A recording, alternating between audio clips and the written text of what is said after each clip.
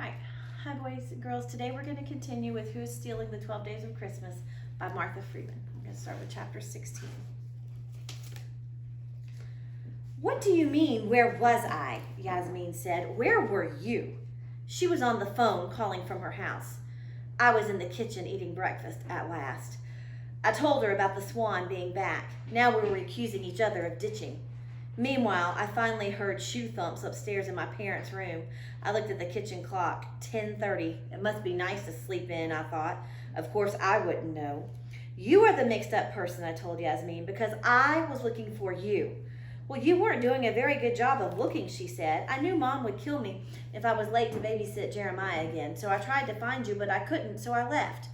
I looked for you in Mr. Stone's backyard, I said. I looked for you there too, she said, and I was crawling around on my hands and knees, I said. I was crawling too, she said. Look, I think I see what happened. You must have been looking for me at the same time I was looking for you. We were circling Mr. Stone's house, both going in the same direction, but we never caught sight of each other. I agreed. Yasmin was probably right. But while I was agreeing, something was bugging me. I couldn't get a handle on what it was, though, because as usual, she was too busy running my life. She had to make a peanut butter sandwich for Jeremiah's mid-morning snack. After that, her dad would be home grading finals and she could come over to my house.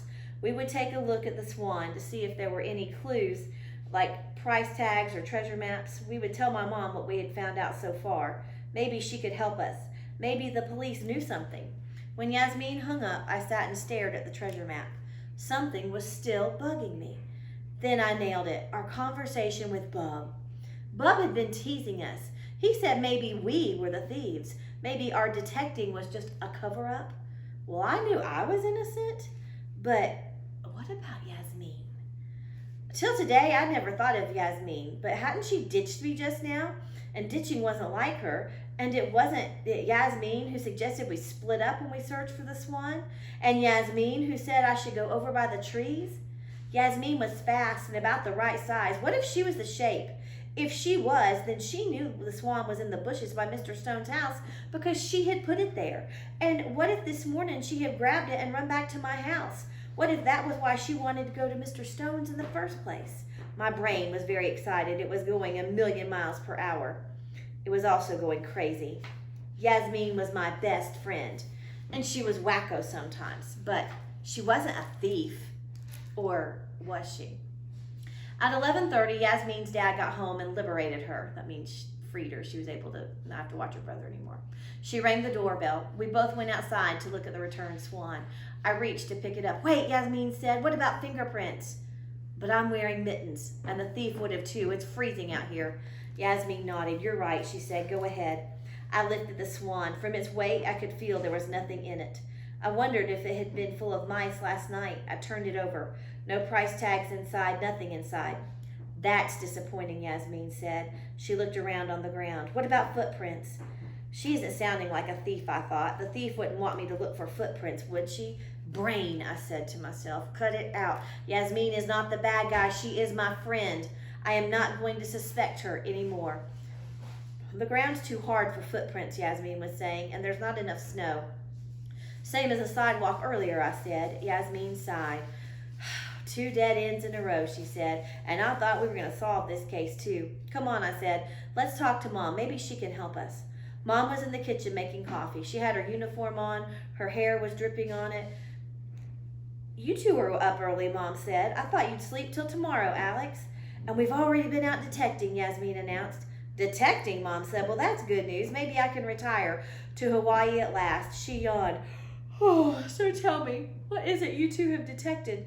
Mom sat down at the table with her coffee. She leaned her head on her hand. Yasmin filled her in. The avian alerts, the map, what the map seemed to mean, the swan's disappearance and return. As Yasmin talked, I got worried. What if she said something about the price tag? If Mom saw a connection between the Mega Menagerie case and the missing birds, she'd take our case over herself, and that wouldn't be fair. We'd done so much work. I was surprised I felt that way, but I did. Mom pulled the map toward her and studied it. This is really peculiar, she said, but it reinforces my opinion. It's kids. Who else would come up with a dopey idea like a treasure map? Kids are not dopey, I said. Sorry, honey, she said. I didn't mean that the way it sounded, but I thought she meant that precisely how it sounded. But it wasn't worth it to argue. I had to distract Yasmin from telling her about the price tag, so I said, "What did you find out about your case yesterday, Mom? Why were you at the library so late?" "The library first, then I went and talked to some folks at the local antique society. They'll talk your ear off, those people. Anyway, you won't believe this." Mom looked at us. "Remember I couldn't figure out a motive for the mega menagerie burglary? Who would want all those mice? But yesterday, I heard from a detective over the mountain. There was a similar burglary over there, and he shared something with me that he had turned up. Sometimes those mice are valuable." I rolled my eyes. "Mom." "What, Mom?" she asked.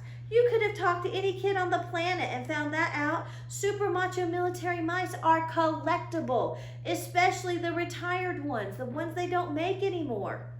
"What does collectible mean?" Yasmin added. It was nice to explain something to Yasmin for once. "It means they get more valuable as they get older. Matt Kaiser even keeps his in plastic bags. He says he wants to corner the market or something like that. It means he'll own so many retired mice he'll be able to sell them for as much as he wants." "I had no idea Matt was such a businessman," Mom said. "Maybe you should talk to him," I said. "Why?" Mom asked. "Maybe he had something to do with the robbery," I said. "That sweet little Matt Kaiser?" Mom shook her head. "I told you already. It wasn't kids." "Hey, wait. Ulysses S. Mouse is retired, right?" Yasmin asked. "So there's a big coincidence, too. Yesterday, Alex and I found—" I kicked her. What else could I do? Not hard, though. "Ow! Why did you—" Yasmin started to ask, but my laser look interrupted her. "So what did you need from the library, Mom?" I tried to act cool, like someone who has been kicking his best friend for years. Mom looked at Yasmin, then she looked at me. "Why did you kick Yasmin, Alex? What am I missing?" "He didn't kick me, Mrs. Parakeet. I banged my shin on the chair. Sometimes I'm such a klutz." Mom's face was suspicious, but she went ahead and answered. "I needed the reference librarian to help me find current prices on antiques." "Antiques," I said, "but mice aren't old." "Well, there's old and then there's old," Mom said. "A lot of antique stores deal in used stuff. Fast food, toys, lunchboxes, baseball cards, even mice." "So did you find out what mice are worth?" I asked. "A lot." Mom shook her head. "Really, I think people are crazy. Some of those retired mice have sold for $1,000, but they have to be in perfect condition. Absolutely clean, the price tag still attached." I cringed when she said price tag. Would Yasmin try to bring it up again? But no, one kick had been enough. "So what do you do next, Mom?" I asked. "I'm going to make a run over the mountain," she said. "Take a look at the store that was burglarized. Talk some more to that detective, see what he's got. In the meantime, you kids need to call Officer Kreikels. He's going to be interested in that map and in your little adventure last night, too, Alex. You may have seen the bird thief or the silhouette of the bird thief. He'll want a description." "But Mom," I whined, "the birds are our case." Mom smiled. "I'm not saying you have to quit detecting. There's not much danger in investigating a prank. But you two have to share your information with the police. In fact, it's breaking the law if you don't. It's called withholding evidence, and you could get in trouble." Yasmin did not want to get in trouble. "We'll call him," she said. "Good." Mom gulped down the last of her coffee and stood up. "Oh, and by the way, Alex." "Yes, Mom?" "Do your mice still have the price tags?" "You said collecting mice was crazy," I said. "It is, but if crazy people want to pay crazy sums—" "Yeah, Mom," I said. "My mice still have the price tags." Mom smiled. "Great. And you might want to start thinking about keeping them in plastic bags, too." Chapter 17. Mom left. Dad appeared. He looked puffy-eyed and pale. He hadn't shaved. "Are you okay?" I asked. "Your mom has to cut it out with these late nights," he said. "I can't sleep till she gets home, and worse yet, she's drunk all the coffee. I'm going downtown to buy a cup. Can you survive on your own for a while?" "My dad's home," said Yasmin. "We're fine," I said. "We're detecting," said Yasmin. Dad padded down the hall toward the garage. Luau jumped onto Yasmin's lap and blurted a meow.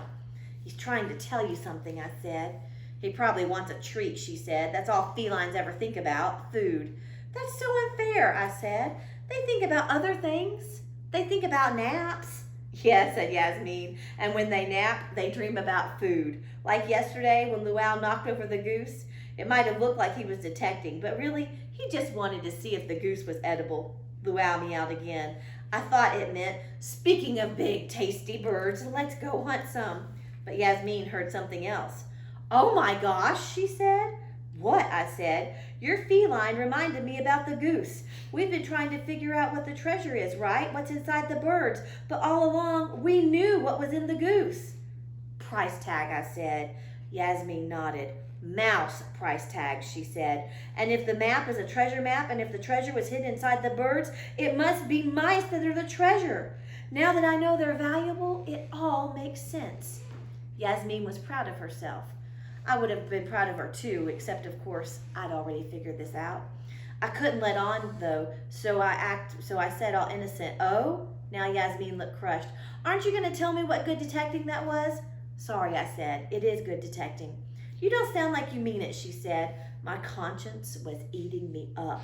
I knew more than Yasmin, and I wasn't telling her. I was withholding evidence, but if I told her everything, she would never let me keep my mice. You might be right, I said slowly. Maybe mice are the treasure, but we still don't know the who. Who wanted Ulysses S. Mouse? Well, for example, said Yasmin, there's you. I felt my heart bump, and my face turned pink. I didn't do it. Yasmin looked surprised. Of course you didn't. What an idiot. Now my face felt red. I squinched my eyes shut. Yasmin, I said, I have to tell you something. No, wait, show you something. I went up to my room and came back carrying my bathrobe. Yasmin gave me a funny look. I didn't say anything, but one by one, I pulled the precious mice out of the pocket. Napoleon Bonnemouse, Robert E. Mouse, Attila the Mouse, Geronimo Mouse, General George Washington Mouse. Yasmin looked at them, looked at me. Where did you get those? I told her. And you were going to keep them? I nodded. Yasmin crossed her arms over her chest. And I was so proud of you for being brave. She looked like a mom. This is really disappointing. I shouldn't have told you. Oh, yes, you should have, she said. One mouse price tag might be a coincidence, but all of these mice? This proves the connection. Whoever stole the Mega Menagerie mice had so many, they gave some away. They made it a treasure map, for goodness sakes, and they gave mice away as the treasure. My feelings were all messed up, but my brain was in overdrive. It didn't want to worry about what a rotten human being I was. It wanted to solve the puzzle. Yasmin must have felt the same way. Normally, she would have told me 5 times that I was a loser, but today she didn't bother. She went right to work. The question is, she said, what kind of person makes a treasure map? A kid, I suggested. That's what my mom says. It sounds wrong to me, Yasmin said. I don't know, but I think we need another clue. And she stood up. I know just where to look. The Ryans, I said. Yasmin nodded. Great minds think alike.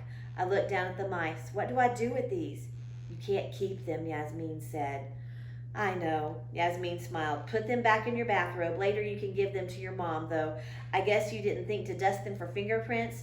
Give me a break, Yasmin. It was the middle of the night and snowing. I was not thinking about fingerprints.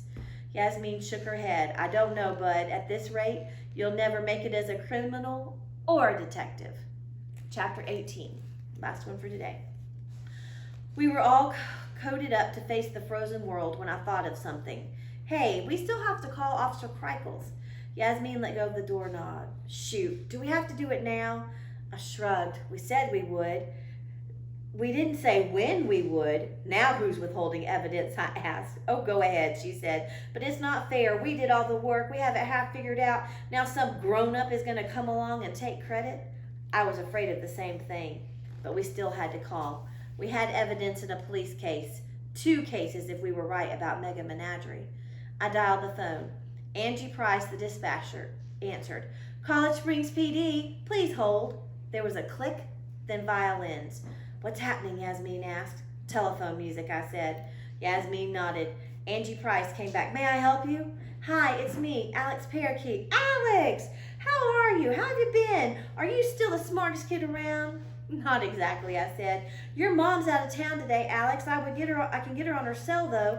Yeah, Miss Price, I know. I thought of telling her to go ahead and get Mom. I should tell her about the mice, but I wasn't ready to face that. I was calling for Officer Krykles? Really? Well, okie dokie then. Wait one. Another click. What's happening? Yasmin asked again. Trumpets, I said. Yasmin nodded. Miss Price came back. College Springs PD, she said. May I help you? Miss Price, it's me, Alex. Alex who? She said. Alex Parakeet. Oh, well, that's odd. There's an Alex Parakeet on the other line, too. Miss Price, that was me on the other line.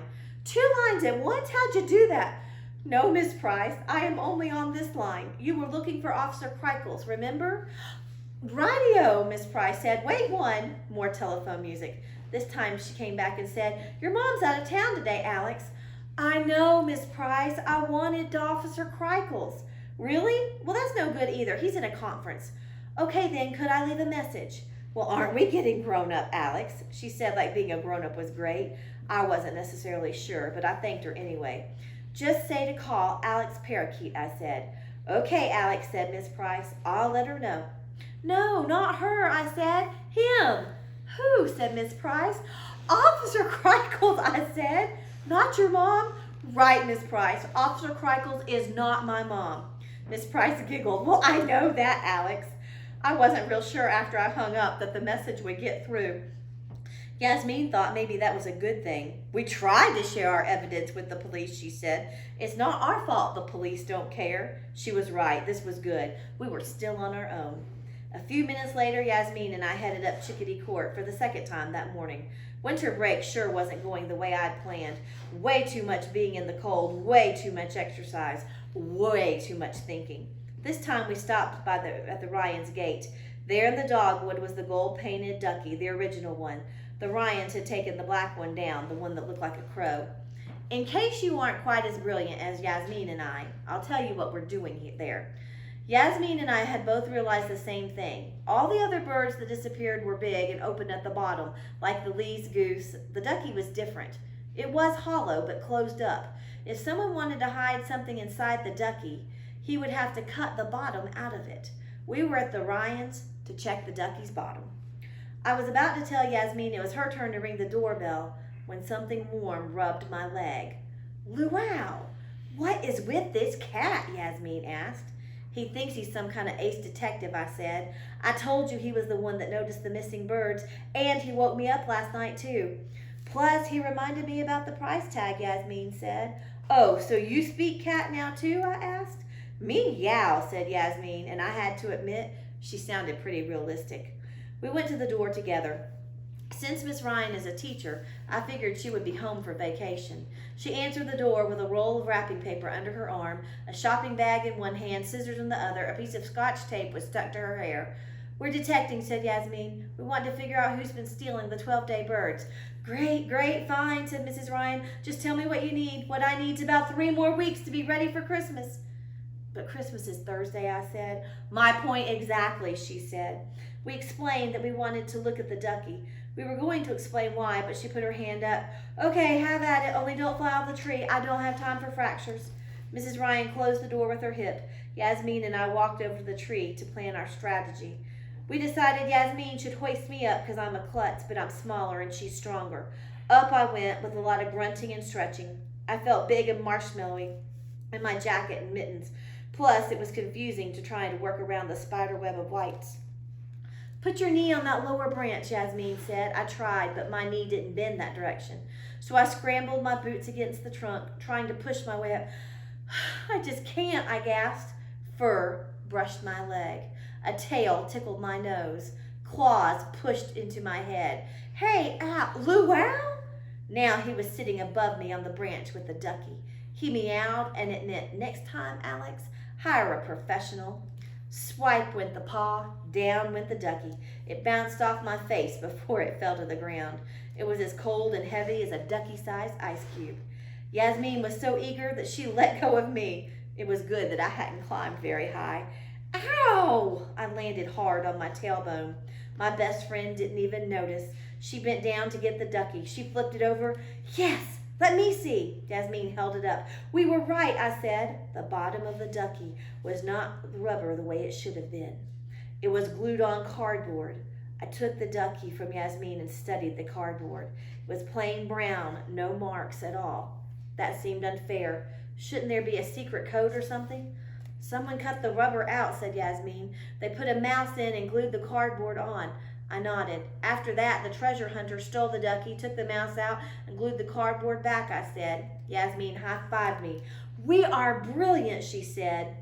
Except we already knew that, I said. We didn't know, we suspected, says Yasmin. And now we know, and we know something else, too. What? Whoever stole it was a good tree climber. Or else they had a cat, I said. Let's ask Mrs. Ryan if she's seen anything unusual, Yasmin said. And I hope she's got more construction paper. Look, the fall from the dogwood tree flattened the fake partridge's beak. The Ryan's house was messy inside, wrapping paper and gift boxes everywhere. Now Mrs. Ryan's hands were covered with flour. There was a green streak on her nose. The tape was still in her hair. We showed her the ducky's bottom. She said. Looks like he's had a duckectomy. He needs a new beak too, Yasmin said. Later for that, she said. Anything else you need? I asked if she'd seen anything suspicious. At the same time, Yasmin said, What's that smell? There was a funny smell, all right. Something cooking, something burning. Mrs. Ryan slapped her hand to her forehead, leaving a flour handprint. My famous Christmas cookies. We ran into the kitchen. Mrs. Ryan pulled a cookie sheet from the oven. We all stared. They weren't as black as I'd expected. No matter, said Mrs. Ryan. This batch is for Bill's relatives. Hardly a taste bud among them. Now, something suspicious. Not that I can think of. Did you want to take a look at the cardboard, though? We did, I said. No marks. What about the other side? Mrs. Ryan asked. Yasmin and I looked at each other. Forget about brilliant. We were a couple of idiots. Is it okay? Yasmin said. Sure. Mrs. Ryan handed the ducky over. Poor guy needs a plastic surgeon anyway. One more and dignity won't matter. Use a butter knife, top drawer. I'll get on with my frosting. With the knife, I wedged the cardboard off the ducky. It took a few seconds before it popped free. I flipped it over. Mrs. Ryan had been right. This side wasn't blank. It was shiny yellow with a pattern made out of red letters. ADS, ADS, ADS. It was familiar, but for a second I couldn't place it. Mrs. Ryan looked over my shoulder. Al's delivery service, she said. Well, isn't that a coincidence? Look, she nodded at the kitchen window. Sure enough, Al was just pulling up outside Bub's house. Come on, said Yasmin. Hey, Mrs. Ryan followed us to the door. Wouldn't you kids like a couple of toasted Christmas cookies? And that's the end of our chapter, and we'll read more tomorrow. Thanks for listening.